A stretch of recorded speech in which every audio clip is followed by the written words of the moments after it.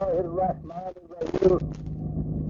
عزیزان من، آج جولائی 1968 کی 7 تاریخ ہے اور ہم اپنے درس قرآن کریم کے سلسلہ 9 میں سورہ بقرہ کی ابتدائی آیات سے گزر رہے ہیں۔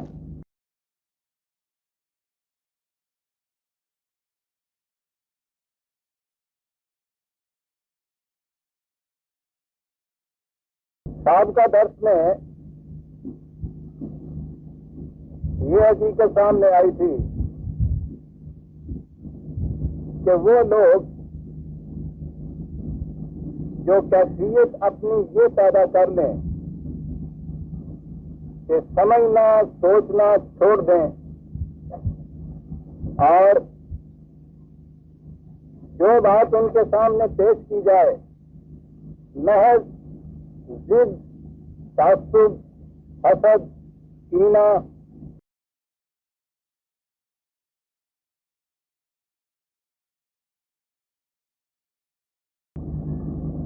یا اندھی تقلید، حتیٰ کہ تقدیر کے عقیدے کا ماتحت بھی اس پر غور و فکر نہ کریں بلکہ اسے یوں ہی رد کر دیں، تو کہا یہ کہ ان کی اس روش کا نتیجہ یہ ہوتا ہے کہ آہستہ آہستہ ان کی سمجھنے سوچنے کی صلاحیتیں ہی مفلوج ہو جاتی ہیں۔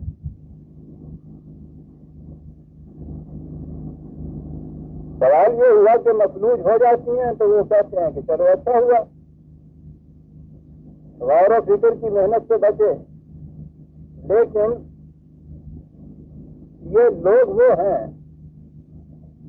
جیسا کہ میں نے تفصیلاً عرض کیا تھا کہ جن میں سمجھنے سوچنے کی صلاحیتیں ہوتی ہیں، ان کے شعور کی سطح اتنی اونچی ہوتی ہے کہ وہ ان چیزوں کو سمجھ سکیں اور پھر صداقتیں ان تک پہنچ چکی ہوتی ہیں اور اس کے بعد ان سے وہ انکار کرتے ہیں۔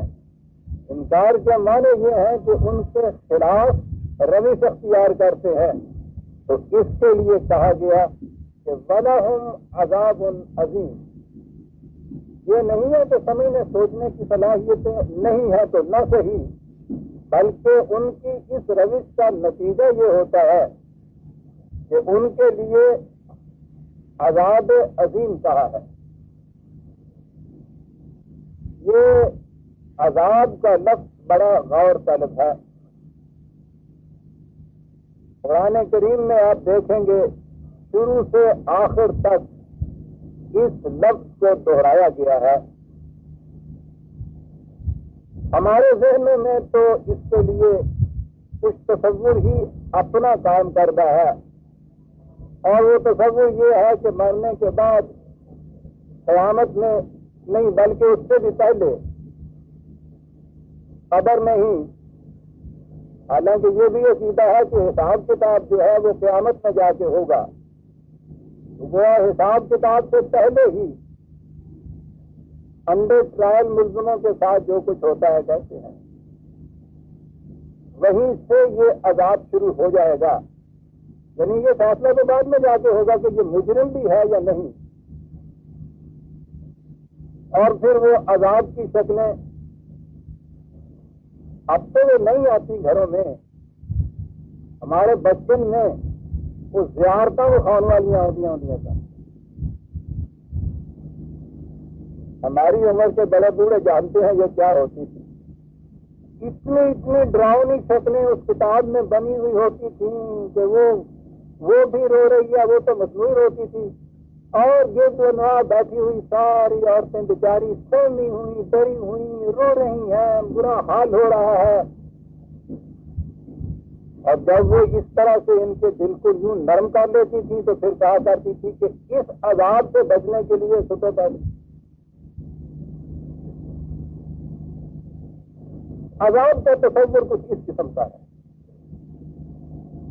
اس کے بعد جہنم کا تصور بھی کچھ کسی قسم کا ہے، اذیت، تکلیف، سختی.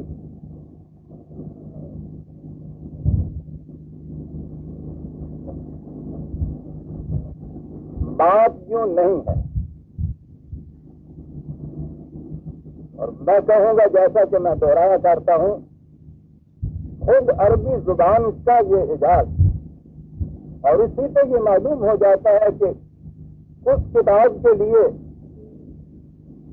کہ جو مصنف کی آخری کتاب ہے اور مصنف خود خدا ہے، جس زبان کا انتخاب کیا گیا ہے وہ زبان واقعی اس قابل تھی کہ قرآن جیسے حقائق کی متحمل ہو سکتی. آپ دیکھیے گا کہ اس ایک لفظ عذاب کے اندر ساری معنویت کس طرح سمٹ کے آ گئی ہے کہ یہ بات ہے کیا. قرآن کی روح سے زندگی کا تصور ڈینامک، پروگریسو ہے، حرکت، حرارت، ترقی، آگے بڑھنا، بڑھتے چلے جانا، کسی مقام سے رک جانا زندگی کے مناسب ہے.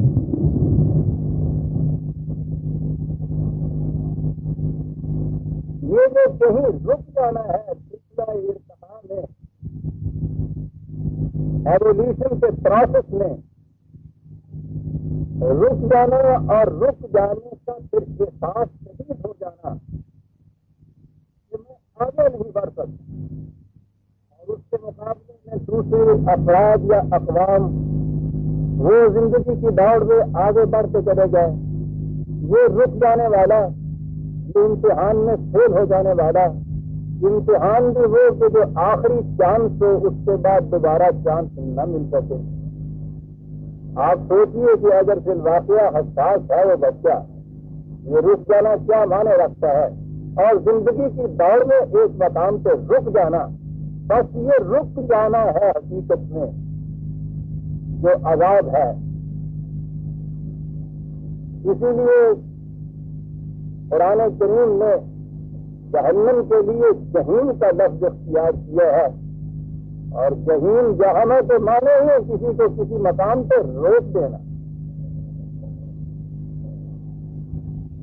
ہمیں تو اس کا احساس ہو ہی نہیں سکتا، اس لیے کہ ہم تو رکنے کے عادی ایسے ہو گئے ہیں کہ ہمارے نزدیک حرکت جو ہے وہ جہنم میں لے جانے والی ہے. کل بدعۃ ضلالۃ کل ضلالۃ فی النار دہرایا جاتا ہے ہر خطبے میں، ہر جمعے میں، ہر نماز میں. ہر نئی چیز گمراہی، ہر گمراہی جہنم میں. اب جہاں تصور یہ ہو کہ کوئی نئی چیز ذہن میں بھی اگر آئے تو جہنم میں چلے جائے، اس قوم کو یہ کیا معلوم ہو کہ رکنا جو ہے کیسے عذاب ہوتا ہے. رک جانا جو ہے کسی ایک مقام سے، پھر روکنے کی صورت یہ ہے کہ ایک تو کوئی خارجی موانع ہیں، کوئی آپ کے راستے میں کھڑا ہو جائے، آپ مجبور ہو گئے ہیں، روک کیے گئے یوں اندر آپ کے طرف ہے، بڑھ جانے کی آرزو ہے، خواہش ہے، آپ چاہتے ہیں کہ یہ بند ٹوٹے تو میں اتنا شخص لگا کے آپ چلا جاؤں، کوئی خارجی موانع سامنے آ گئے ہیں. یہ وہ بات نہیں ہے. اندر اس قسم کی تبدیلی پیدا ہو جائے کہ آپ رک جائیں کسی چیز سے، خارجی موانع نہیں، اندر کی ایک تبدیلی سے، یہ ہے جسے عذاب کہا جاتا ہے. اور سنیے ان کے ہاں اس چیز کو سمجھانے کے لیے یا ان کے ہاں کیا تفصیل تھی جس کے اظہار کے لیے یہ لفظ استعمال کرتے تھے. عرب کی سی سرزمین، شدت کی سخت گرمی، صحرا، پانی کی کمیابی، اس میں جانوروں کو پیاس لگتی تھی، اور ایک عرصے تک پیاس کی وجہ سے اندر کیفیت پیدا یہ ہو جاتی تھی کہ ان کے سامنے چارہ رکھا ہوا ہوتا تھا، وہ چارہ کھا سکتے نہیں تھے.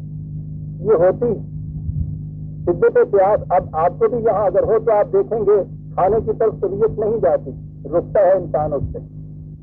یہ جو کیفیت تھی شدت پیاس کے اندر، ایک اس قسم کی کیفیت کہ انسان وہ جانور جو تھے وہ رک جائیں زندگی کے سامان سے تمتع حاصل کرنے کے لیے، فائدہ حاصل کرنے کے لیے، یہ جو کیفیت تھی اس کو وہ عذاب کہا کرتے تھے۔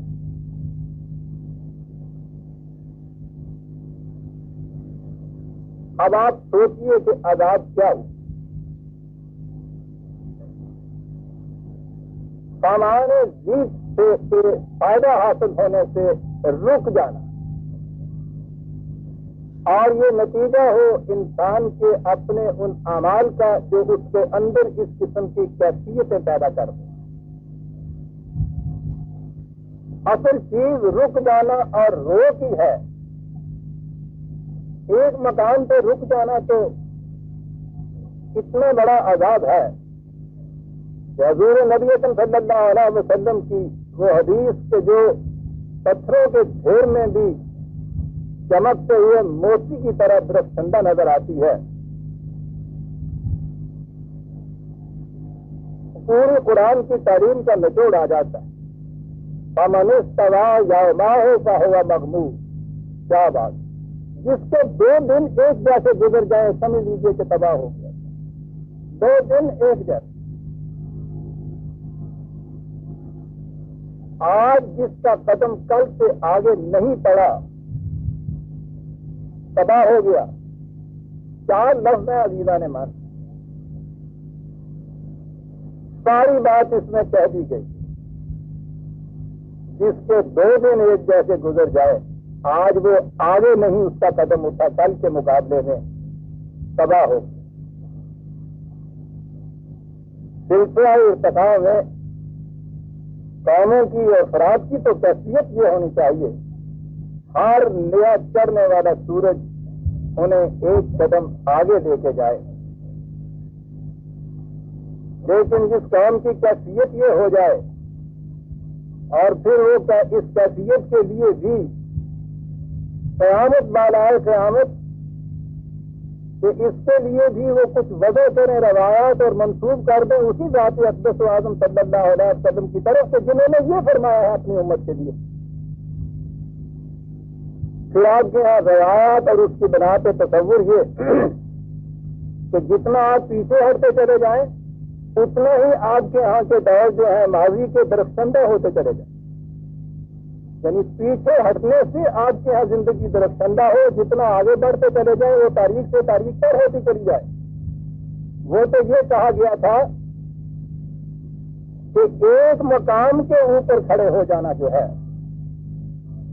رک جانا، وہی تو وہی ہے یہ جائے کہ کیفیت یہ ہو کہ اس کے دل سے پوچھئے، اس کے جگر سے پوچھئے، آج جس کی منزل مقصود کل سے دور ہو، ہر نیا دن ایک قدم پیچھے لے جا رہا ہو۔ تو آپ سوچتے ہیں عزیزان من کہ اس سے بدتر، شدید تر، سنگین تر عذاب کی شکل کوئی اور بھی ہو سکتی ہے؟ لیکن ہم نے تو وہ جہنم مقام ہی دوسروں کا رکھا ہوا ہے، اپنا مقام ہی نہیں رکھا ہوا۔ وَلَهُمْ عَذَابٌ عَظِيمٌ۔ یہ کیا حالت ہو گئی ہماری اور کیوں ہو گئی اس امت کی یہ حالت؟ سمجھنے اور سوچنے کی صلاحیتیں ہی گم ہو گئی، چھوڑ ہی دیا، یا تو کچھ کیا نہیں، اور اگر کوئی کچھ کیا ہے تو محض اس بات سے مشتعل ہو کر اس کام نے کیا ہے، سوچنے سمجھنے کے بعد ٹھنڈے دل سے ایک پروگرام بنا کے اس کے اوپر نہایت استقامت سے زیادہ پیما ہونا، یہ بات ہی نہیں رہی اس کے اندر۔ وَلَهُمْ عَذَابٌ عَظِيمٌ۔ میں نے عرض کیا ہے کہ سارے قرآن میں آپ دیکھیں گے کہ بڑی تفصیل سے یہ لفظ آئے گا، اس لفظ کی تشریح آئے گی، تفسیر آئے گی، عذاب کی مختلف شکلیں سامنے آئیں گی۔ آج کی نشست میں تو میں اس کی صرف 2 شکلیں پیش کر دوں گا جا کے تصور آپ کے سامنے آ جائے کہ یہ ہے کیا چیز۔ پہلی چیز تو یہ کہ ہم نے عذاب کو ملتوی کر رکھا ہوا ہے صرف قیامت کے اوپر، یہاں کی زندگی میں یہ بات نہیں ہے، وہ وہیں ہوگا۔ دیکھیے قرآن کریم اس کے لیے کیا کہتا ہے، 2/50۔ بات تو وہ یہ کہتا ہے کہ جب خاصیت کسی کی یہ ہو جائے کہ وہ اپنے ضابطہ زندگی کے کسی ایک حصے کے اوپر تو ایمان لائیں اور دوسرے سے انکار کریں، تو بظاہر ایسا نظر آتا ہے کہ چلیے جس حصے پہ ایمان لائے ہیں اتنے حصے کا تو فائدہ ہو جانا چاہیے نا، وہ جو حصہ انہوں نے غلط اختیار کیا ہے اس سے نقصان ہونا چاہیے، لیکن یہ چیز یوں سمجھ میں نہیں آتی۔ نظام زندگی تو ایک ناقابل تقسیم وحدت ہے، اس کا پروگرام بھی ایک انڈیویزبل ہول ہوتا ہے، فارمولہ جسے آپ کہتے ہیں، اس کے جو مختلف اجزاء ہیں ان میں یہ نہیں ہو سکتا کہ آپ نے اس میں سے 5 میں سے 3 لے لیے 2 چھوڑ دیے تو آپ نے کہا 60% پاس مارک تو آ ہی جیسا ہے۔ فارمولے کے کچھ اجزاء میں سے تو کسی ایک چھوٹے سے جز کے بدلے کوئی دوسرا جز اس کے اندر رکھ لیجیے، ساری محنت اکارت چلی جاتی ہے۔ کسی ڈاکٹر کے نسخے میں کبھی ملا کے دیکھیے نا کہ کوئی 5-4 دوائیاں جو انہوں نے لکھ کے دی ہیں، 2 ان کی لے لیجیے، 1 آدھ حکیم صاحب سے لے لیجیے، کوئی ہومیوپیتھک کے ساتھ گولی لے لیجیے اور پھر اسے کہا کہ دیکھ لیجیے، وہ کہیے کہ صاحب اس میں سے کم از کم 60% تو ان کا میں نے لیا ہے، فائدہ ہو ہی جائے گا نا۔ آپ دیکھیں گے اس کے نتیجہ کیا ہوگا۔ یہ کہہ رہا ہے قرآن کہ یہ تو زندگی کے لیے ایک ایسا فارمولہ ہے، کمپیکٹ ہے، اس کو اسی طرح سے استعمال کرو گے تو فائدہ ہوگا، لیکن اگر یہ کیفیت ہے کہ اس کے آگے اس کا جو ہے یعنی جو اپنے لیے منفعت بخش نظر آئے اس کے اوپر کاربند ہو گئے اور جس سے اپنے مفاد سے ضد کرتی ہے اس کے لیے کہہ دیا کہ صاحب سارے قرآن پہ کیوں عمل کیتا نہیں ہے، جتنا ہو سکے کر لینا چاہیے ہے گا۔ قرآن کہتا یہ ہے، بات میں یہ کہہ رہا تھا کہ فما جزاء من یفعل ذلک منکم، جو یہ روش اختیار کرتا ہے تم میں سے اس کا نتیجہ اس کے سوا کچھ اور نہیں ہو سکتا الا خزی فی الحیات الدنیا، اس دنیا کی زندگی کے اندر ذلت اور خاری، ویوم القیامت یردون الی اشد العذاب، اور اس کے بعد کی زندگی کے اندر اس سے بھی زیادہ شدید تباہی۔ اس دنیا کے اندر کی ذلت اور خاری دیکھ لیجئے، یہ خدا کا عذاب ہے۔ یا آپ دیکھتے جائیے 2/50 2/85، پھر ذلت و خاری ہی نہیں، یہ بھی کوئی چھوٹی چیز نہیں ہے۔ اس کے بعد محسوس شکلوں میں 16/112 16/112 وضرب اللہ مثلا قریۃ کانت آمنۃ مطمئنۃ یأتیہا رزقہا رغدا من کل مکان جابا۔ مثال کے ذریعے سے کہتا ہے خدا کہ میں ایک بات واضح کرنا چاہتا ہوں، ایک تھی بستی، اس کی کیفیت یہ تھی کہ رزق کی فراوانیاں ہر طرف سے چلا آ رہا ہے۔ فکفرت بانعم اللہ، انہوں نے خدا کی ان نعمتوں کو، ان آسائشوں کو، رزق کے اس سامان سے کو ڈھانپ کر چھپا کے رکھ لیا، عام نہ اس کو ہونے دیا، ہر ایک نے سمیٹ لیا اور چھپا چھپا کے رکھ لیا۔ اس کا نتیجہ یہ ہوا اس قوم کے اوپر فأذاقها اللہ لباس الجوع والخوف بما كانوا يصنعون، کیفیت یہ ہو گئی کہ اندر قوم کو بھوک کا عذاب آ گیا، باہر سے ہر وقت خطرہ اور بھڑکا لگا رہنے لگا۔ بما كانوا يصنعون، وہ جو کچھ اپنے لیے مصنوعی طور پہ کھڑا کرتے تھے، حقیقی نظام نہیں تھا، نظام حقیقی کا نام تھا۔ یہ عجیب چیز یصنعون یہاں قرآن نے کہی ہے کہ وہ نام تو وہ حقیقی نظام کا رکھتے تھے لیکن وہ ہوتے تھے مصنوعی بنا ہوا، صبح سے شام تک اسلام کا نام۔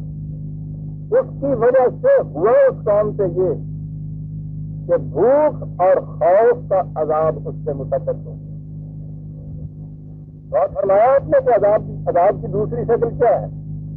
ایک اور شکل میں نے عرض کیا تھا کہ 2-4 مثالیں میں پیش کروں گا، اور وہ کہ جس آئینے میں ہمیں اپنی صورت نظر آ جائے کہ بات ہماری کہی جا رہی ہے، 6/65 6/65 عذاب کی مختلف شکلیں قرآن نے بتائی. قل هو القادر على ان يبعث عليكم عذابا من فوقكم. کبھی عذاب کی شکل ہمارے یہ ہوتی ہے کہ اوپر کا طبقہ جو ہے وہ اس قسم کی حرکتیں کرتا ہے کہ اس کی وجہ سے اس معاشرے کے اندر اس قسم کی تباہیاں آ جاتی ہیں. بھوک اور خوف اور یہ تمام چیزیں اوپر کے طبقے میں ہوتی ہیں. کبھی یہ کیفیت ہوتی ہے کہ نیچے کا طبقہ تنگ آ جاتا ہے. او من تحت ارجلکم. جو نیچے معصوم جو ہیں پھر ان کے اندر قانون کا احترام اٹھ جاتا ہے, بے راہ روی پیدا ہو جاتی ہے, فساد کی جراثیم پرورش پانے لگ جاتے ہیں فضا کے اندر, اور وہ تنگ آمد بدنگ آمد کی کیفیت سے معاشرے میں کیس لاقانونیت فوضیت انارکی پیدا ہو جاتی ہے. کبھی عذاب اس شکل کے اندر آیا کرتا ہے. اور یلبسکم شیئا ویذیق بعضکم بعض بعض. یا یہ ہو جاتا ہے کہ اس میں مخلوط قسم کی پارٹیاں بن جاتی ہیں, اوپر کے لیڈر نیچے سے کچھ ووٹر وہ ملائے اور انہوں نے مختلف پارٹیاں بنائے اور لگے ایک دوسرے کے خلاف پھر جنگ کرنے کے لیے. کبھی یہ شکل پیدا ہو جایا کرتی ہے. انظر کیف نصرف الآیات لعلہم یفقہون. دیکھو ہم کس طرح سے حقیقت کے مختلف پہلوؤں کو تمہارے سامنے ان کے سامنے لاتے ہیں تاکہ کسی طرح سے بھی بات ان کی سمجھ میں آ جائے. لیکن جنہوں نے کیفیت یہ پیدا کر لی ہو اپنے سے مہریں لگا رکھی ہوں, وہ یفقہون کی کیفیت ان میں پیدا کیسے ہو سکتی؟ وہ تو لوٹا کر پھرا کر بات کرتا ہے, مختلف پہلو لاتا ہے, گردشیں دیتا ہے, لیکن یہ تو انہیں کے لیے ہے جو سمجھ سوچ کے کام دینے والے ہیں. اور ایک اور مثال اس کے بعد آگے چلوں گا. 3/104 3/104. سوچیے عزیزان من, عذاب کی شکل سنگین ترین. ولا تكونوا كالذين تفرقوا واختلفوا من بعد ما جاءهم البينات. دیکھو ان لوگوں کی طرح نہ ہو جانا کہ خدا کی واضح ہدایت اور دلائل ان کے سامنے آ گئے, اس آنے کے بعد انہوں نے باہمی اختلاف کیا اور فرقے پیدا کر لیے اپنے اندر. بات وہاں سے ہوئی تھی وَلَهُمْ عَذَابٌ عَظِيمٌ, یہ تھا نا جہاں سے میں نے عذاب کے معنی لیے ہیں. عذاب عظیم یہاں آپ نے دیکھا واضح ہدایت آ جائے. قرآن سے زیادہ واضح ہدایت اور کون سی ہو سکتی. اس کے بعد اختلافات پیدا کیے جائیں اور فرقے بنا لیے جائیں دین کے اندر. کیا ہوگا نتیجہ؟ اولئک لہم عذاب عظیم. یہ ہے جن کے لیے عذاب عظیم ہوتا ہے. ہم برادران عزیز کمیشن بٹھاتے ہیں اس چیز کے لیے, دیکھنے کے لیے کہ ہماری یہ کیفیت کیوں پیدا ہو گئی. ضرورت ہی نہیں ہے. اگر 4 آیتیں قرآن کی سامنے آپ کے ہوں, بات ساری واضح ہو جاتی ہے کہ یہ عذاب عظیم کیوں ہے. لیکن ہماری تو کیفیت یہ ہے نا کہ یہ قرآن کی آیتوں کو ہم نے تقسیم کر رکھا ہے. غیر المغضوب علیہم مغضوب علی یہودی, اچھا جی, ولا ضالین عیسائی. اس کے بعد یہ چیز مناسب کرنے والے مدینے میں گروہ ہوا کرتا تھا. سارا سسٹم آگے آپ کو پتا ہے قرآن کریم ان کو انکار کرنے والوں کے ایک قول نقل کیا کرتا ہے. قرآن تو کہتا ہے ان کے سامنے جب یہ باتیں بیان کرو تو قالو کہتے ہیں اساطیر الاولین, یہ پہلے لوگوں کی کچھ باتیں ہیں جو اس کے اندر آئی ہوئی ہیں, ہمارا تعلق نہیں ہے. ہم نے سارے قرآن کو اساطیر الاولین قرار دے دیا ہوا. کوئی آیت پڑھیے کہ بتا دیں گے یہ خلاف ہے اس کے متعلق آئی ہے. کوئی کچھ تو متعلق بھی یہ دیکھا گا کہ یہ جنت کا پاسپورٹ جو ہے سارے لے آ جائے. یہ باقی سارا قرآن جو ہے تقسیم ہو چکا ہوا ہے. ایک آیت اس کے متعلق یہ اس کے متعلق, اور وہ کیا یہ رہا ہے کہ جو دین میں فرقے پیدا کرتے ہیں, فرقے کو قرآن کریم نے عزیزان من فرق کہا, الگ سے فری. اور یہ ہے کہ وَلَهُمْ عَذَابٌ عَظِيمٌ, وہی عذاب عظیم جہاں سے ہم نے بات کی تھی ان کے لیے عذاب عظیم ہے. مجھے آگے بڑھنا چاہیے.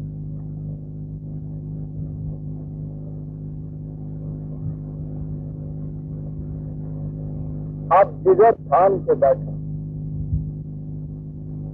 میری باری آئی. دو گروہوں کا ذکر ہو گیا. ایک وہ کہ جو زندگی کی خطرناک گھاٹیوں سے بچ کے چلنا چاہتے تھے اور پھر اس کے عملی پروگرام کے اوپر عمل پیرا ہو جاتے تھے. اولئک علی ھدی من ربہم واولئک ھم المفلحون. ایک گروہ صحیح رہنمائی پر اور ان کی کھیتیاں پروان چڑھتی. دوسرا گروہ انہوں نے کہا, دوسرا گروہ سامنے ہمارے آیا کہ ان الذین کفروا سواء علیہم, جن لوگوں نے کفر کی روش اختیار کی. دوسرا گروہ ہمارے سامنے یہ آ گیا. یہ دونوں گروہ ہیں کہ جو ڈسٹنکٹ ہیں, متمیز ہیں, ان میں کوئی اختلاف نہیں ہے, ارتباط نہیں ہے. کھلے بندوں سے ایمان و تقوی کی جماعت, کھلے بندوں سے اس سے انکار کرنے والی, اس کی مخالفت کرنے والی جماعت, دونوں جماعتیں کھلے بندوں سے. اب ایک تیسری کیٹیگری ہمارے سامنے آتی ہے عزیزان مان. وَمِنَ النَّاسِ مَن يَقُولُ آمَنَّا بِاللَّهِ وَبِالْيَوْمِ الْآخِرِ وَمَا هُمْ بِمُؤْمِنِينَ.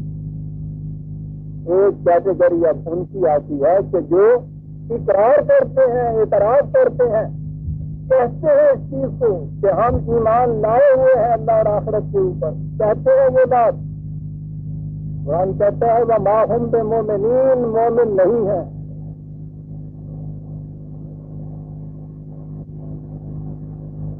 ہمارے سامنے آیت آئی تو ہم نے کبوتر کی طرح آنکھیں بند کرنے کے لیے کہہ دیا مدینے میں منافقوں کی ایک جماعت ہوا کرتی تھی, یہ ان کے متعلق.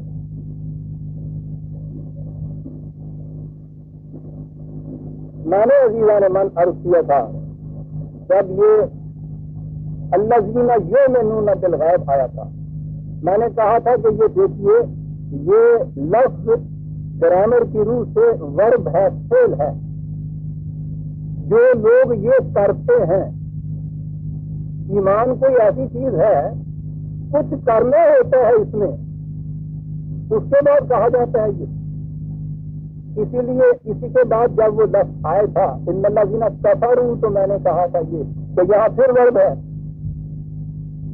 یہ کچھ اس کے خلاف کرنا ہوتا ہے جس کو آپ پھر کافر کہیں گے. ایسا کرنے والا مومن, ویسا کرنے والا, کرنے کی بات ہے. آپ دیکھیے قرآن کا اعجاز. یہی چیز جو میں کہہ رہا تھا کہ ورب یا فعل کی بنا پہ اس نے پہلے دونوں فعل کے چیزیں استعمال کی ہیں جس کے معنی کرنا ہے کچھ مومن ہونے کے لیے. یہاں کہتے ہیں من الناس من یقول آمنا, کرنا کچھ نہیں, کہتے ہیں کہ ہم. قرآن ہے عزیزان من.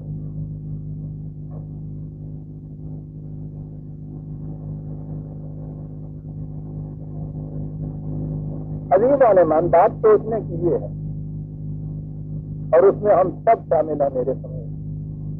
ہم نے کچھ کیا ہے جس کے بعد ہم یہ کہیں کہ ہاں وہ جو سیوا ورب کا ہے, فعل کا ہے, اس کے مطابق کچھ ہوا ہے تو پھر ہم مومن کہیں.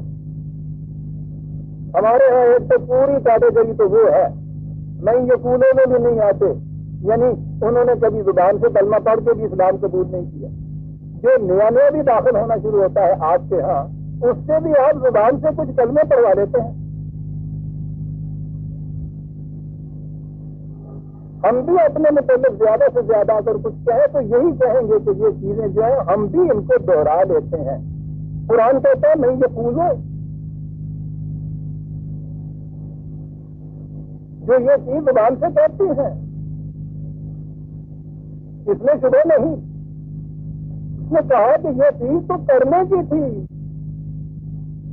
لیکن ان کی کیفیت یہ ہے کہ کہتے ہیں وَمَا هُمْ بِمُؤْمِنِينَ, مومن نہیں ہے. یعنی کیوں نہیں ہے تفصیل میں تو آگے جا کے آئیں گے. بنیادی طور کے اوپر لاجیکلی یہاں کنٹراڈکشن ہے کہ ایک بات کرنے کی ہے، کرتا ایک شخص نہیں ہے، صرف کہتا ہے وہ کیا ہو جائے گا جو کرنے کے بعد ہے؟ خیر بڑی اچھی چیز ہوتا ہے، صحت سے بڑا خوشگوار اثر پڑتا ہے اس کا، زندگی بڑھ جاتی ہے اس سے ہمارا۔ یہ سارا کچھ ایک انسان بستر میں لیتے ہوئے، سگریٹ منہ میں لیے ہوئے، اخبار سامنے رکھتے ہوئے دوہرائے چلا جا رہا ہے۔ واللہ باللہ العظیم، خدا کی قسم بالکل سچ کہتا ہوں، بڑی عجیب چیز ہوتا ہے۔ ٹھیک ہے، یہ کچھ کہنے والا، ہر روز دہرانے والا وہ ہو جائے گا جو سیر کرنے والا ہوتا ہے؟ سیدھی سی بات ہے، وہ کچھ کرنے کا نام ہے، یہ صرف کہنے کا نام ہے۔ میں یہ پھولو امن اجاز ہے قرآن کا جانمان سوال یوں ہی نہیں کہ کوئی منافقین کا گروہ ہے جس کی طرف توجہ ہماری جائے، بات بڑی صاف سی ہے۔ کچھ کرنے کے بعد وہ کیفیت پیدا نہیں کی تھی، کوئی ایمان کہتے ہیں، زبان سے کہتا ہے یقول آمنا باللہ وما ہم بمؤمنین۔ یہ جو چیز ہے، پھر میں گرامر بھی کہوں، کھیل کے ساتھ ایک فائد ہوتا ہے۔ یہ جو چیز ہے علم حاصل کرنا، یہ ایک مرد ہے، اس نے علم حاصل کیا، جب وہ علم حاصل کرتا ہے تو اسے عالم کہتے ہیں، علم حاصل کرنے والا۔ یہ جو چیز ہے مومن جو اسی قسم کا ہے، ایمان کی کیفیت پیدا کر لینے والا، کچھ کرنے کے بعد یہ چیز آنی تھی۔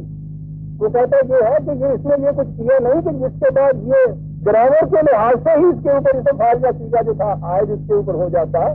یہ تو زبان سے صرف کہہ رہا ہے، تو مومن کس طرح سے کہلائے گا؟ علم حاصل نہیں کرتا عالم کیسے کہلائے گا؟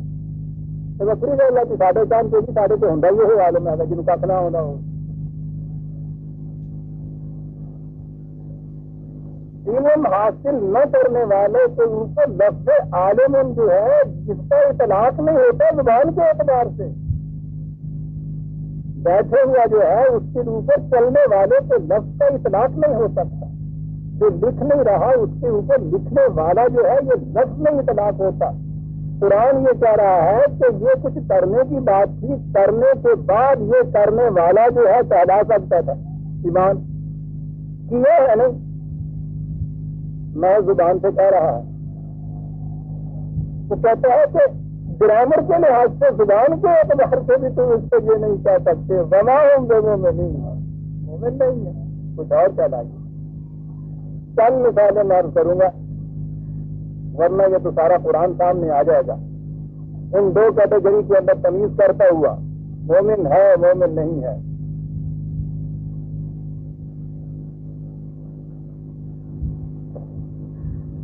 مدینے میں جب اس جماعت مومنین کی اپنی مملکت قائم ہو گئی، حکومت قائم ہو گئی، طاقت و حسرت دولت و ثروت یہ سب چیزیں ملی، تو ارد گرد کے قبائل جو تھے یہ بدو، وہ ان چیزوں سے متاثر ہو کر خواہ یہ کہیے کہ ان کی قوت کی وجہ سے، یعنی جسے ڈر کہتے ہیں، یا کہیے کہ یہ جو اٹریکشن تھی ایک قوم حاکم کے ساتھ مل جانے میں اس کی وجہ سے، کچھ بھی بات تھی، انہوں نے اشہد ان لا الہ الا اللہ وحدہ لا شریک لہ وہ کلمہ پڑھ کے مسلمان ہو، اور اس کے بعد باہر انہوں نے کہا کہ اب مومن ہے۔ غور سے سوچتے چلے جائیے برادران عزیز، اس لیے کہ بات 1400 سال پہلے کی نہیں ہو رہی، بات آج کی ہو رہی ہے، ہماری ہو رہی ہے۔ انہوں نے یہ چیز کہنا شروع کی ہے، ہم صبح سے شام تک کہتے ہیں، رجسٹروں میں جو کالم ہوتا ہے اس کے اندر ہم لکھتے ہیں یہ کالت 49/14 39/14 قالت الاعراب آمنا، یہ بدو کہتے ہیں جو تمہاری جماعت کا جھوٹ بن چکے ہیں، یہ کہتے ہیں آمنا، وہ ورب کا سیدھا کہتے ہیں کہ ہم نے یہ کیا ہے، ایمان جسے کہتے ہیں۔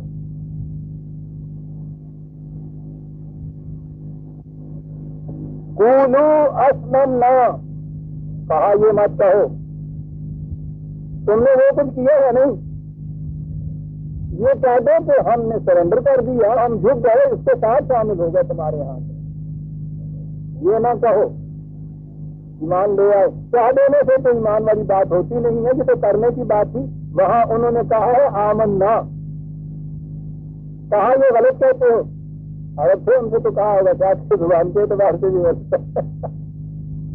اسلمنا ولما يدخل الایمان فی قلوبکم، اس لیے کہ ایمان تو ایسی چیز ہے جو ایک مسلسل غور و فکر، تدبر و تفکر، علم و بصیرت، دلائل و براہین کی روح سے دل کے اندر ایک چیز کا جاگزی ہو جانا، کنوکشن پیدا ہو جانا، اس کا نام ہے ایمان۔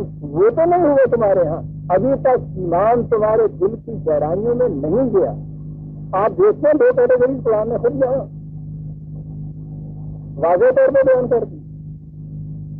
اسی قوم کے افراد ہیں وہ، اب میں نے لفظ قوم کا استعمال کیا، ابھی اس کی میں تشریح کروں گا، لیکن اس کے اندر اس نے خود یہ تمیز کر دی کہ ابھی یہ بات نہ کہو ولما، ابھی تک دل ایمان تمہارے دل کی گہرائیوں میں نہیں پہنچا ہوا۔ کیا کرو اس کے بعد؟ وَإِن تُطِيعُوا اللَّهَ وَرَسُولَهُ لَا يَلِدْكُم مِّنْ أَعْمَالِكُمْ شَيْئًا، ٹھیک ہے، اس کے اندر تم آ گئے، اگر ان کے مطابق اب تم اس پروگرام کے اوپر عمل پیرا ہوتے چلے جاؤ گے تو جو کچھ تم کرو گے اس کے بعد اس میں کسی قسم کی کمی نہیں آئے، کرو گے، اعمال آ گئے، وہ تھی زبانی بات، کہتے اس کے بعد اب وہ کچھ کر کے دکھاؤ نا، جس کچھ کرنے کے بعد پھر یہ مومن ہوا کرتے ہیں۔ اور اس کے بعد ہے انما المؤمنون الذین آمنوا باللہ ورسولہ، مومن وہ کہلاتا ہے عاملون، وہ کچھ کر کے اور پھر وہ اس طرح سے ان چیزوں کی صداقتوں پر یقین رکھتا ہے، ثم لم یرتابوا، پھر اس کے دل کے اندر کسی قسم کی بے چینی، اضطراب، خلل، پریشانی، تشویش، تاویش کچھ باقی نہیں رہتی ہے، یقین سے جو اطمینان حاصل ہو جاتا ہے وہ کیفیت پیدا ہوتی ہے، وَجَاهَدُوا بِأَمْوَالِهِمْ وَأَنفُسِهِمْ فِي سَبِيلِ اللَّهِ، اور پھر وہ انسانیت کی بہبود کی راہوں میں کہ جسے سبیل اللہ کہا جاتا ہے، مسلسل جد و جہد کرتے رہتے ہیں اپنے اموال سے، اور اگر وقت آ پڑے تو پھر اپنی جانیں بھی اس کے اندر دے دیتے ہیں۔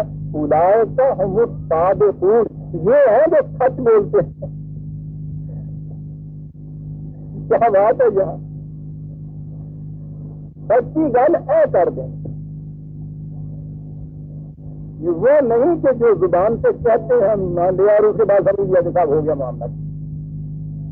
پہلی چیز تو عزیزان من یہ ہوئی کہ ٹھیک ہے اس قوم کے گروہ کے اندر داخل ہو سکتا ہے انسان یہ کر کے، وہ مومن ابھی نہیں ہوتا ہے، اس کے بعد یہ کچھ کرنا ہوگا اس کو، پھر وہ اس کیٹیگری میں آئے گا۔ اور یہی وجہ ہے کہ دوسرے مقام پہ قرآن کریم نے یہاں تو یہ کہا ہے نا کہ اسلم نہ کہنے والے، اسلام یا جھک گئے ہم، ان کو مومن ہونے کی ضرورت ہے۔ دوسرے مقام کے اوپر ہے کہ مومن وہ ہے جو خدا کے قوانین کے سامنے جھک گئے، اس کو مسلم ہونے کی ضرورت ہے۔ پہلے بھی یہ بات آ چکی تھی، بڑی اہم بات ہے، مسلم کے لیے مومن ہونے کی ضرورت ہے، مومن کے لیے مسلم ہونے کی ضرورت ہے۔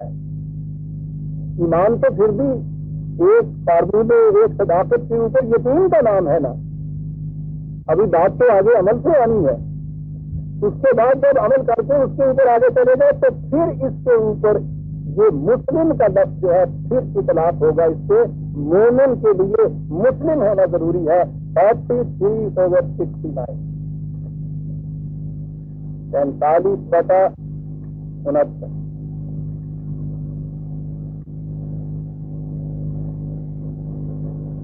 الذین آمنوا بآیاتنا وکانوا مسلمین،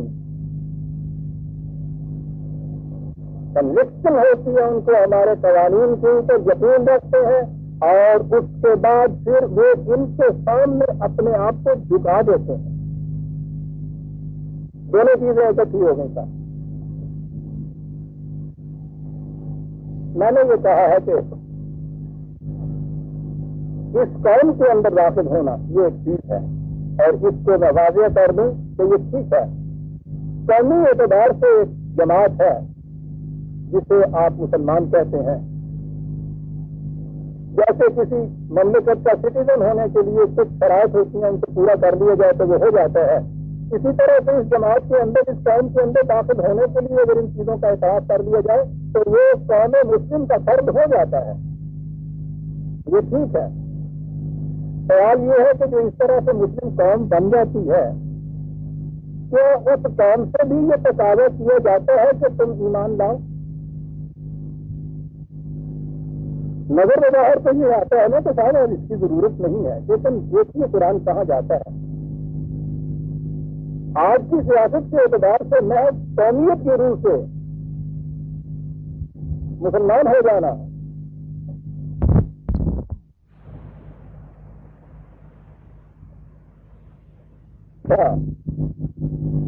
ایک شخص اس قوم کا فرد بن گیا ہے، کیا اس کے بعد بھی اس سے تقاضا کیا جائے گا ایمان لانے کا؟ دنیا قرآن کیا کہتا ہے؟ یا یہ الذین آمنوا تخاطب ہے اس قوم کی، مومن یہ قوم جو ہے 61/10 یا الذین آمنوا هل ادلکم علی تجارۃ تنجیکم من عذاب الیم؟ دیکھیے وہ عذاب آیا، کیا تمہیں میں سراغ دوں ایک اس قسم کے کاروبار کا، ایک اس قسم کی تجارت کا جو تمہیں عذاب علیم سے بچا لے؟ بات جو میں کہہ رہا ہوں اس سے مرکوز کیجیے توجہ۔ یا ایھا الذین آمنوا مخاطب کیا جا رہا ہے یہ کہہ کے یا ایھا الذین آمنوا، اس کے بعد ہے کہ آؤ تمہیں سراغ دوں، کیا کرو؟ تؤمنون باللہ ورسولہ، ایمان لاؤ اللہ اور اس کے رسول کے اوپر۔ تو خطاب کیا جا رہا ہے یا ایھا الذین آمنوا، اس کے بعد ان سے یہ کہا جا رہا ہے کہ صاحب ایمان لاؤ۔ غور فرمایا آپ نے کہ پہلا یا ایھا الذین آمنوا جو ہے یہ ہے قومیت کے اعتبار سے جو ایک مسلمان ہو جاتا ہے، اس قوم کے اندر شامل ہو جاتا ہے، ٹھیک ہے، جو ان صداقتوں پہ یقین رکھنے کے بعد اس کا جز بنتا ہے، ہم انکار نہیں ان سے کر سکتے، نہ ہی یہ جو ہم اس وقت بھی ہمارے یہاں کی یہ قوم کروڑوں کی ہے، ہم یہ نہیں کہہ سکتے کہ یہ مسلم قوم نہیں ہے، یہ کفار ہیں۔ ان سے مخاطب کیا جا رہا ہے تو ان سے کہا جا رہا ہے کہ یہ کچھ تمہیں بھی کرنے کی ضرورت ہے، تؤمنون باللہ ورسولہ، یہ کیا بات ہوگی، کیا کیا جائے گا؟ وَتُجَاهِدُونَ فِي سَبِيلِ اللَّهِ بِأَمْوَالِكُمْ وَأَنفُسِكُمْ، وہی بات جو ابھی پہلے کہی گئی تھی، تم نے ان صداقتوں پہ علی وجہ البصیرۃ یقین کرنے کے بعد اللہ کے راستے میں تم نے اپنے مال اور جانوں سے مسلسل جدوجہد کر دی۔ ذالکم خیر لکم ان کنتم تعلمون، اگر تم علم و بصیرت سے کام لے کر غور کرو تو تمہیں نظر آ جائے کہ یہ چیز کتنی بہتر ہے تمہارے لیے جو ہم کہہ رہے ہیں۔ یا ایھا الذین آمنوا سے خطاب ہے، کہا جا رہا ہے تؤمنون باللہ۔ دوسرے مقام پہ بھی یہی چیز دہرائی ہے، 4/136 4/136۔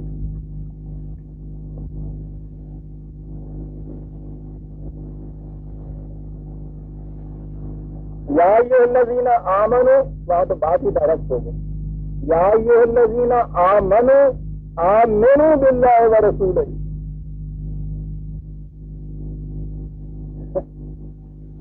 آپ دیکھ رہے ہیں نا کہ ایک زیر اور زبر کے فرق سے عربی زبان میں کیا ہوتا ہے۔ یا ایھا الذین آمنوا، اے قوم مسلم کے افراد، یوں ہوگی یہ بات،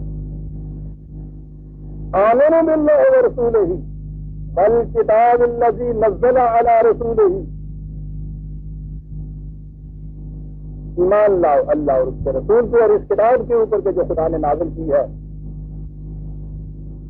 جماعت مسلمین کے اندر داخل ہونے کے بعد بھی یہ چیز جو ہے یہ کرنے کی ہوتی ہے، یہ جب کیا جاتا ہے تو اس کے بعد یہ مسلمان جو ہے پھر مومن کہلانے کا مستحق ہوتا ہے، اور جو مومن بنتا ہے اس کو پھر مستقل ان قوانین کی اطاعت کرتے چلے جانا پڑتا ہے، اس صورت میں وہ مومن رہتا ہے۔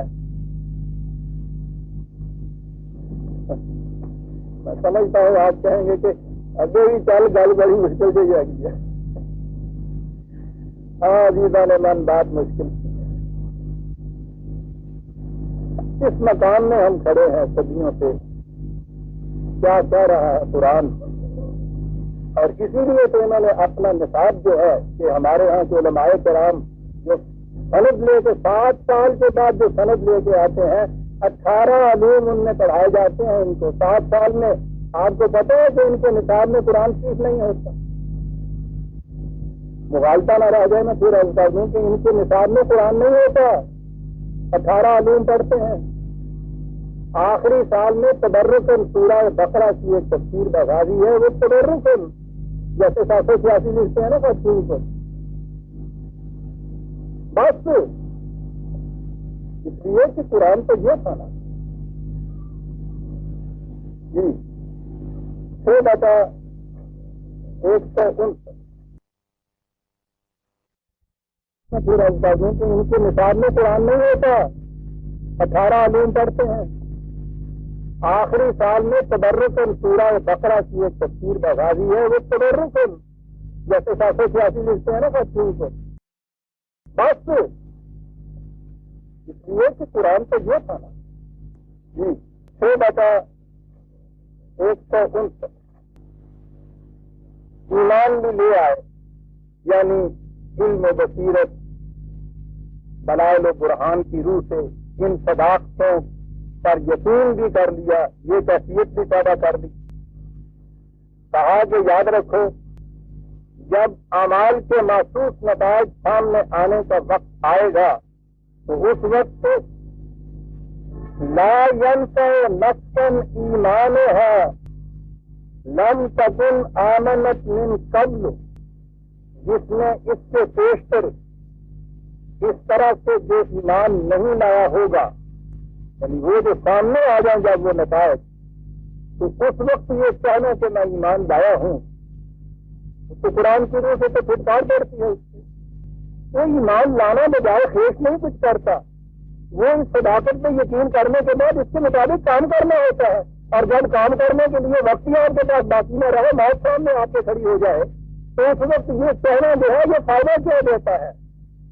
عام لوگ تو ایک طرف رہے عزیزان من، آپ کو معلوم ہے فرعون جیسا ایک بادشاہ مقابلے میں کھڑا ہے صاحب ضرب سلیم کے، اس قدر وہاں حد و ضرب ہو رہی ہے، اور بہرحال بہت بڑا مقام تھا، اس ایک کے ایمان سے پوری کی پوری قوم جو تھی وہ مسلمان ہو سکتی تھی، آج کے الفاظ میں ہم یہ کہیے۔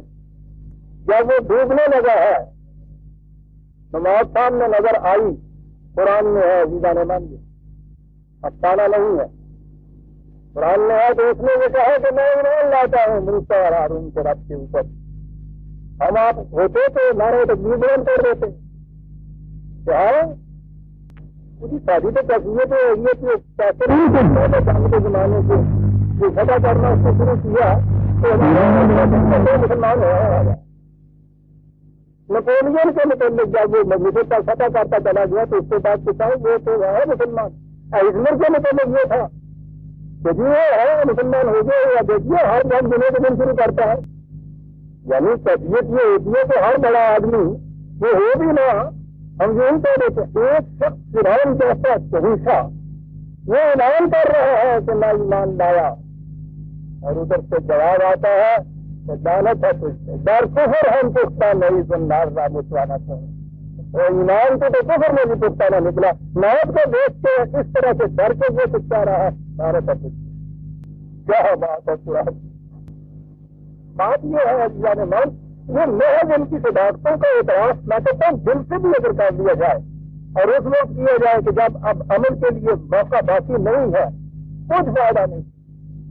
جس کے آخری سانس آ رہے ہیں وہ طبیب کی حذاقت پر دوائی کی مفہومیت کے اوپر ایمان لے رہا ہے کہ واقعی اس میں شفا ہے، اور سانس و آخری اس کا یہ ایمان لے رہا ہے اس کا کچھ فائدہ دے گا؟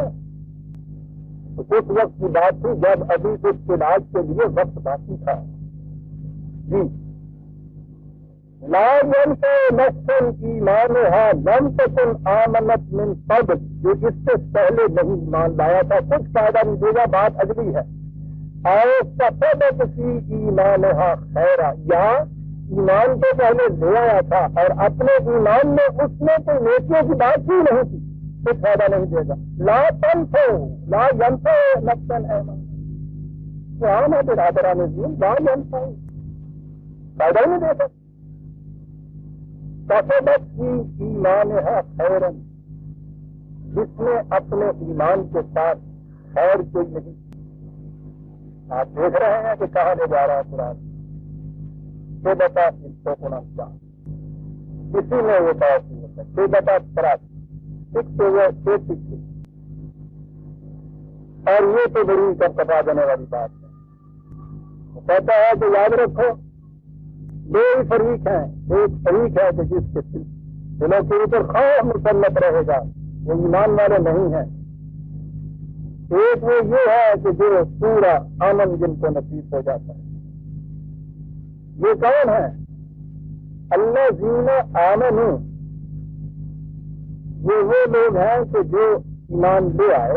اور یہ ٹھیک ہے جب قرآن کہتا ہے الذین آمنوا، اس کے معنی ہے کہ ایمان لانے کی شرائط کا مستقبل نے پوری کر دی.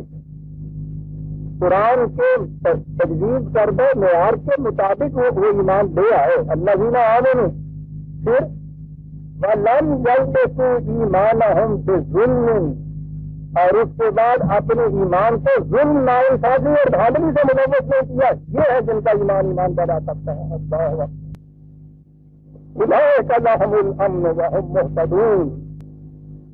ایمان کا صرف دعویٰ کرنے کے بعد نہیں، یہ چاہیے کہ واقعی ہی تم ایمان کی شرائط پوری کر کے ان کو تم نے تسلیم کر دیا، لیکن یہ کرنے کے بعد اگر اس ایمان کو ظلم کے ساتھ ملوث تم نے کر دیا کچھ فائدہ نہیں دے سکتا. 6/83. ہاں آگے چلنا ہی چاہیے، نہ تجھے کہو گے کہ میں تو تھکا نہیں رہنا بولتا ہے. ہاں عزیزان من، قرآن کا آئینہ دھوکہ نہیں دیتا، وہ صحیح خد و خال سامنے لے آتا ہے. ہم اسے برداشت کریں یا نہ کریں اس کو اس کی کوئی پرواہ نہیں ہے. یہ قرآن کی آیتیں ہیں، یہ ان کے ریفرنسز جو ہیں آپ نے دیکھ لیے ہیں، خود جا کے ان پہ غور کرتے رہیے گا اور پھر سوچ لیجیے گا کہ ہم کس مقام سے کریں. بات یہ ہوئی تھی کہ وَمِنَ النَّاسِ مَن يَقُولُ آمَنَّا بِاللَّهِ وَبِالْيَوْمِ الْآخِرِ وَمَا هُمْ بِمُؤْمِنِينَ. مومن نہیں. ہم نے دیکھ لیا کہ یہ کیوں نہیں ہے. یہ دیکھ لیجیے گا کہ یہ تمام ہی وہ کیٹیگری نہیں ہے کہ جو زبان سے تو وقت ہی اپنے دل میں یہ کہہ دیں کہ ہم نے کہہ تو دیا ہے کسی نہ کسی طرح سے، کسی لالچ میں آ کے کسی ڈرنے کے بعد، اور دل میں اس وقت ہی وہ یہ چیز کہیں کہ نہیں صاحب یہ غلط ہے. منافق کی کیٹیگری ایک آتی ہے. یہ تو وہ کیٹیگری ہے جو صرف زبان سے کہتے ہیں اس چیز کو، کر کے ایمان نہیں لاتے. ایمان لانے کے بعد یہ چیزیں نہیں ہوتی، مطمئن ہو جاتے ہیں. فریب نفس، سیلف ڈسپشن، یہ جنرلی ہوتا ہے. نیک نیتی سے بھی فریب نفس ہوتا ہے. کہا کہ یہ کیٹیگری جو ہے کن لوگوں کی ہے، کیا کرتے ہیں یہ یخادعون اللہ والذین آمنوا. عجیب چیز ہے، یخادعون اللہ. عام معنی ہوتے ہیں یہ فریب دیتے ہیں اللہ کو. اور جماعت مومنین، وہ جماعت کو جو ان تمام معیاروں پہ پورا اترنے کے بعد پھر حقیقت مومنین کی جماعت کہلانے کی مستحق ہے. یخادعون، یہ لفظ بڑا جامع ہے. دال عین کے ناطے ہیں یہ بولا جاتا ہے پہلے تو ایسا راستہ جو بظاہر نظر آئے تو منزل کی طرف لے جائے گا، لیکن منزل کی طرف لے نہ جائے. بڑی گہری بات. دھوکے میں نہیں آپ رہ رہے, یہی اپنے ذہن میں آپ نے جو سمجھا ہے اس کے مطابق آپ سمجھ رہے ہیں کہ لے جائے گا, لیکن یہ تو آپ کے ذہن کے فیصلے پہ بات چھوڑتا نہیں. وہ تو یہ کہتا ہے کہ جو سائنٹسٹ لگے ہوئے ہیں تم نے ان کو بھی کنسلٹ کیا ہے, ان سے بھی پوچھ لیا ہے کہ یہ جا رہے ہیں اپنے جی سے فیصلہ کر لیا ہے.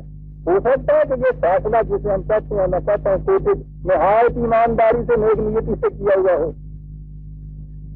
اتنے غلط فیصلے ہیں جو بڑی ہی نیک نیتی سے کیے ہوئے ہوتے ہیں, ان کا بھی نتیجہ تباہی ہوتا ہے. میں اکثر جو کہا کرتا ہوں کہ ہماری بڑی بوڑھیاں رات کو جو بچہ سوتا نہیں تھا, یہ کبھی تحقیق نہیں کرنی کہ یہ سوتا کیوں نہیں ہے, اس کے لیے وہ ذرا سی افیون دے دیتی تھی کہ بچہ سو جائے. مامتا سے دیتی تھی, محبت سے دیتی تھی, اس لیے بھی دیتی تھی کہ بچہ چیخ چیخ کے بدحال ہو رہا ہے, سوئے گا نہیں بیمار ہو جائے گا.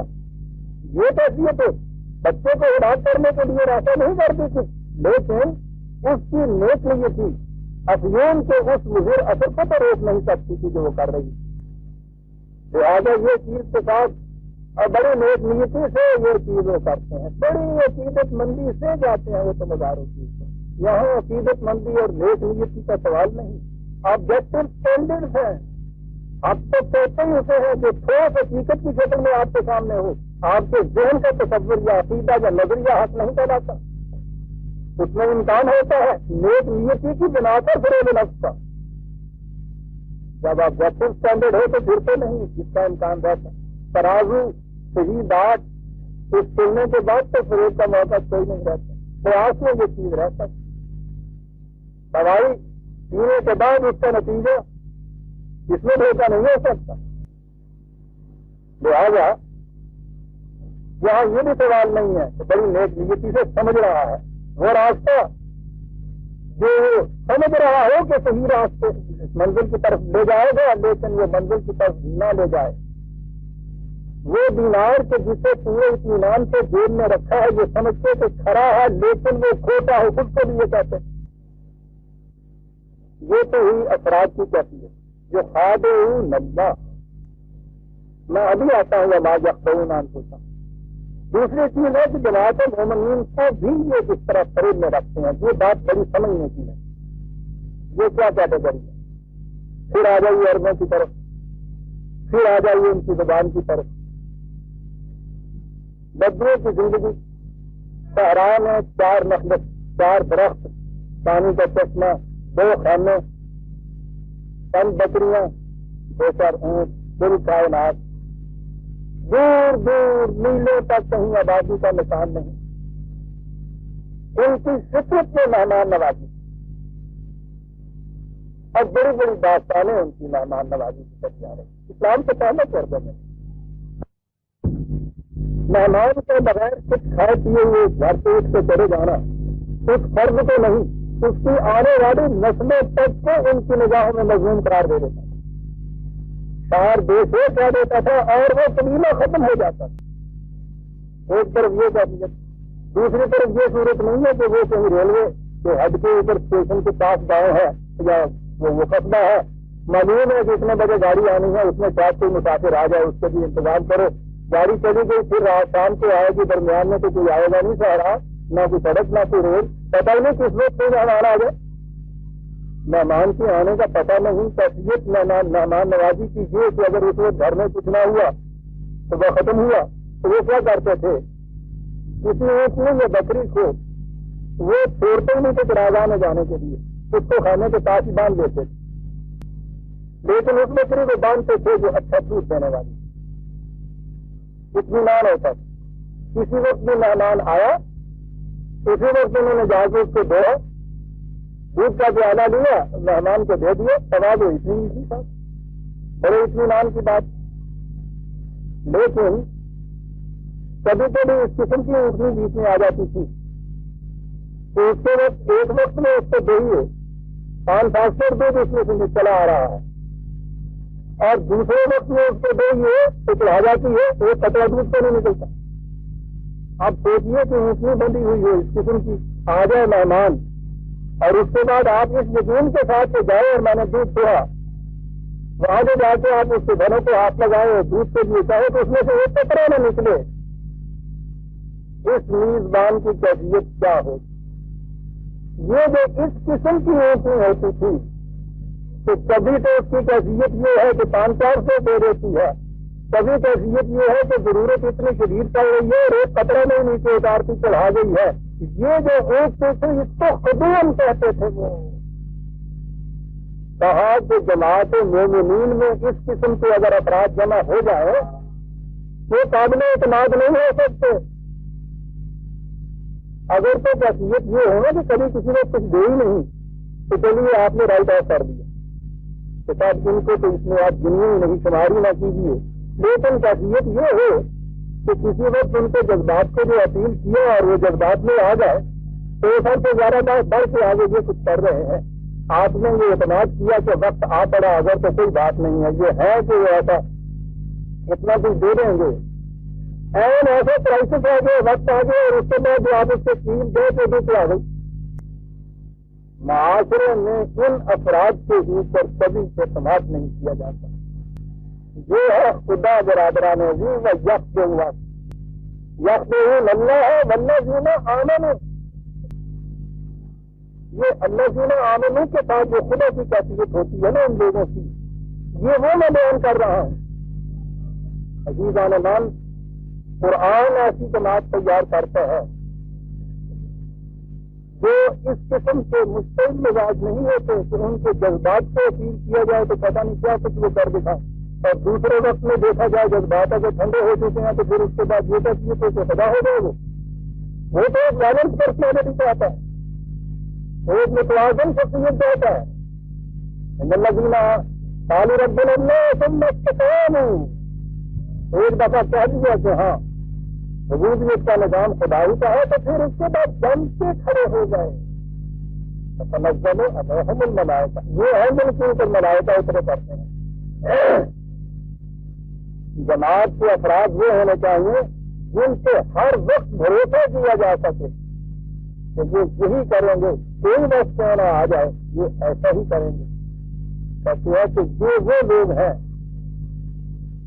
کہ جو جماعت مومنین کے اندر رہتے ہوئے ان کے لیے اس طرح کے دھوکے کا باعث بنتے ہیں۔ اب یہ جو کیفیت ہے اللہ کو دھوکے دینے والے، جو جماعت کے اندر اس کا کیفیت رکھنے والے، کہا وما یخدعون الا انفسہم، بظاہر یہ سمجھتے ہیں کہ ہم دھوکہ دے گئے، اللہ کو بھی دھوکہ دے گئے، اس جماعت کو بھی دھوکہ دے گئے۔ کہا غلط، دھوکہ اپنے آپ کو دے رہے، اسے سب کی سخت پر خود فریبی کہتے ہیں، فریب نفس اس کو کہتے ہیں۔ یہ اپنے آپ کو دھوکے دینے والی بات۔ وقت تنگ ہو گیا، بات تھوڑا لمبی ہے، 2-4 منٹ بات لے لوں گا۔ یہ جو انسان کو اپنا نفس اپنی ذات ہے اس کا اور خدا کا تعلق،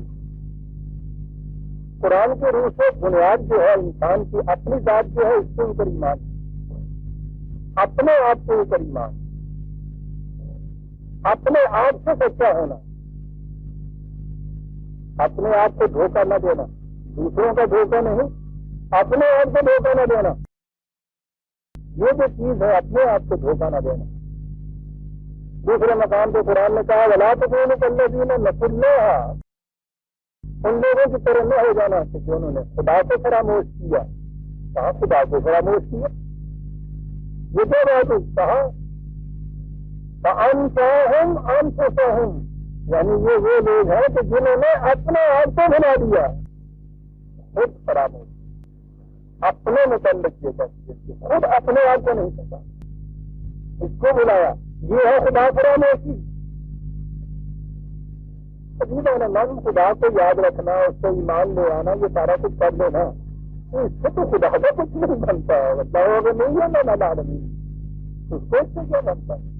یہ سارا پروگرام جتنا بھی ہے وہ تو انسان کی اپنی ذات کی، اپنی پرسنالٹی، اپنے ہی نفس کی ڈیولپمنٹ کے لیے سارا کچھ ہے۔ اس لیے خدا کو بھلا دینے کے عملی معنی یہ ہے، قرآن کہتا ہے کہ تم نے اپنے آپ کو بھلا دیا حقیقت۔ اور یہاں کہا ہے کہ جسے خدا کو دھوکہ دینا کہا گیا ہے، یہ در حقیقت اپنے آپ کو دھوکہ دینے والی بات ہے۔ اپنے آپ کی چیز قرآن میں ایک جگہ صحیح ہے، 4/111۔ یہ تو عزیزان مان جب میں نفس سے، ذات سے، پرسنالٹی پہ آؤں گا آگے چل کر، اس وقت قرآن کریم کی متعلقہ آیات کے سامنے لاؤں گا کہ وہ ہیومن پرسنالٹی کے متعلق، انسانی ذات کے متعلق کیا کچھ کہتا ہے۔ لیکن یہاں ایک بڑی عجیب چیز ہے، مجرم جرم کرتا ہے،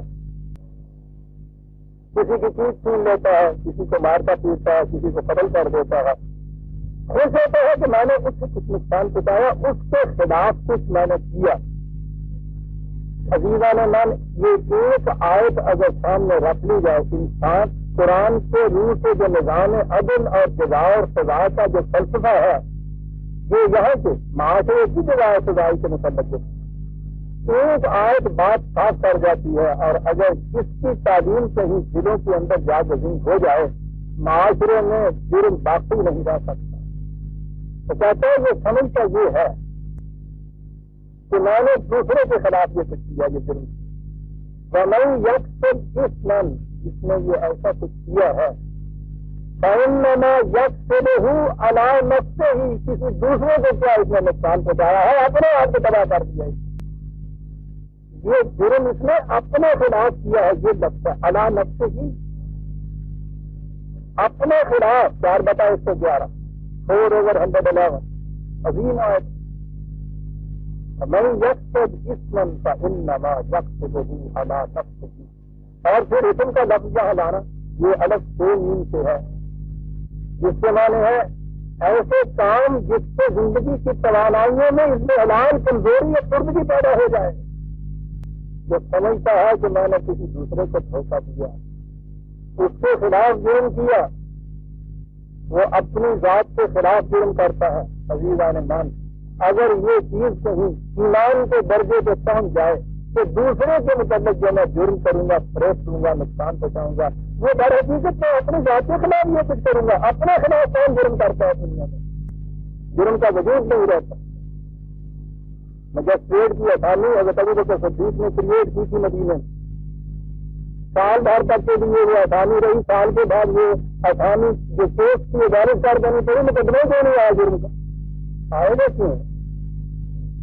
ان کا تو ایمان تھا کہ دوسرے کے خلاف جو کچھ میں کر رہا ہوں، میری اپنی ذات کے خلاف وہ ہو رہا ہے، اور جو اپنی ذات کے خلاف ہو رہا ہے اس کے لیے آپ کو یاد ہوگا میں ایک نقشے کا قول کبھی میں نے پیش کیا تھا، اسے پھر دوہرا دوں، بڑی گہری چیز ہے۔ وہ سب کہتا ہے کہ تم نے میرے خلاف جو جرم کیا تھا میں تو اسے تمہیں معاف کر دوں گا، لیکن اس سے تم نے جو اپنے خلاف جرم کیا ہے اسے کون اور معاف کر دے گا؟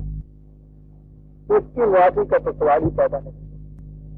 اپنی ذات کے خلاف دوسرا مقام سے 10/44 دو آیتیں بھی پیش کر سکوں گا۔ 10/44، ان اللہ لا یظلم الناس شیئا، خدا کسی کے اوپر کوئی ذرا سی بھی زیادتی نہیں کرتا، ظلم نہیں کرتا۔ ولکن الناس انفسهم یظلمون، لوگ اپنے آپ کے اوپر زیادتی ظلم کرتے ہیں، اپنے اوپر۔ 10/44، اور یہی ہے جن کے متعلق کہا کہ در حقیقت ہندوستان کو یہ سمجھتے ہیں کہ دوسروں کا ہم نے کیا، دوسروں کا نقصان نہیں کیا انہوں نے۔ 39/50، 39/15 عظیم آئے تھا۔ پھر یہ بھی ضمن میں کہا، یہ ان سے کہو کہ خوش ہو جاتے ہیں کہ میں نے یہ کر کے اسے نقصان پہنچایا۔ ان الخاسرین الذین، وہ نہیں ہے جن کو نقصان پہنچایا، صحیح نقصان اٹھانے والے وہ لوگ ہیں الذین خسروا انفسہم، جنہوں نے خود اپنا نقصان کیا، وَأَهْلِهِمْ، اور اپنے متعلقین کا نقصان کیا یوم القیامت۔ أَلَا ذَلِكَ هُوَ الْخُسْرَانُ الْمُبِينُ، اعلان کر دو ان کو کہ وہ تو کچھ نقصان ہی نہیں تھا جو تم نے اس کا کیا ہے، یہ ہے نقصان جو تم نے کیا ہے، کھلا ہوا نقصان اپنے آپ کا جو تم نے کیا ہے۔ قرآن عجیب چیز کہتا ہے، بہت عجیب یہ چیز عزیزہ نے من پہلے بھی دوہرا چکا ہوں، پھر دوہراؤں۔ ایک چیز ہے جسے آپ میں کہتے ہیں، دوسری چیز ہے جسے آپ میری کہتے ہیں۔ میرا مال، میرا مکان، میری دولت، میری اولاد، میرا جسم، حتیٰ کہ میری جان، یہ بھی کوئی میں ہے جس کی یہ چیزیں ہیں۔ میں کچھ اور ہے، وہ میں ہے کہ جسے نفس یا ذات یا پرسنالٹی کہتے ہیں۔ قرآن کہتا یہ ہے کہ یہ جتنے نقصانات تم دوسروں کو کرتے ہو، اس سے اس کی کوئی چیز جو ہے اس کا نقصان ہوتا ہے، لیکن اس سے تمہاری میں کا نقصان ہو جاتا ہے۔ جن اشیاء کا نقصان ہوگا وہ تو ریلیٹو ہیں، اضافی چیزیں ہیں، پھر بھی آ جائیں گی۔ یہ جو تم نے اپنی میں کا نقصان کر دیا یہ پھر کہاں سے آئے گی؟ کہو گھاٹے میں کون رہا، وہ کہتا ہے کہو گھاٹے میں کون رہا۔ اور وہ جو کہا ہے کہ پھر تم تو ہمارے پاس فرادہ آؤ گے، بڑی عظیم آیت ہے۔ اس کے معنی یہ ہے کہ جتنے چیزوں کو تم میری کہتے ہو، حتیٰ کہ یہ جسم میری جان، تو کہتے ہیں کہ جنہیں جنہیں تم میری کہتے ہو وہ ساری موت کے ساتھ باہر آ جائیں گی اور تمہاری میں میرے سامنے آئے گی۔ اس لیے کہا کہ یہ جو چیزیں ریلیٹیو اضافی ہیں ان سے کبھی نقصان بھی ہوتا ہے تو اس کی فکر نہ کرو، سوچتے یہ کہ اس میں کا نقصان نہ ہو جائے، اس میں آنا ہے ہمارے سامنے۔ وما یخدعون الا انفسہم، اپنی میں کو فریب دے رہے ہیں۔ اور اس کے بعد یہ کہا ولکن لا یشعرون، بڑی عجیب چیز ہے، وما یشعرون، اللہ نے وما یشعرون، یہ شعور جو ہے ہمارے ہاں تو یہ استعمال ذہنی طور پہ کوئی چیز ہے اس کے لیے ہوتا ہے، یعنی کانسیپچل نالج جسے کہتے ہیں، ذہن کے اندر نظری تصور، جسے شعور عام سے کہتے ہیں نا، اور وہ کیا یہ بات نہیں تھی، وہ تو بڑی ٹھوس کاٹ میں چلنے والی قوم تھی۔ ان کے ہاں شعور کہتے تھے کسی چیز کو حواس کے ذریعے سے معلوم کر دینا۔ کہا یہ وہ چیز ہے یہ جو اپنی ذات کو تم نقصان پہنچا رہے اور دھوکہ دے رہے ہو، مشکل یہ ہے کہ حواس کے ذریعے سے یہ بات محسوس نہیں ہوتی کہ میرا کچھ گیا ہے۔ تمہارا جو کوئی جاتا ہے اس کو تو تم شعور کے ذریعے سے معلوم کر لیتے ہو، چوری ہو گئی، روپیہ چلا گیا، یہ چیز چلی گئی، وہ چیز چلی گئی، کہتا ہے وہ شعور کے دائرے میں آ جاتی ہے۔ یہ جو تمہاری اپنی میں کے متعلق یہ کچھ ہوا ہے یہ شعور کے ذریعے سے نہیں سمجھ میں آنے والی بات، اس لیے ان کو تمہارے پاس ایک ویلیو کرائیٹیرین ہونا چاہیے، اقتدار کا ایک پیمانہ ہونا چاہیے، اس سے مار کے دیکھیے کہ اس میں سے کتنا کام ہو گیا، اس کو ذہنی طور پہ سمجھنے کی کوشش نہ کریں۔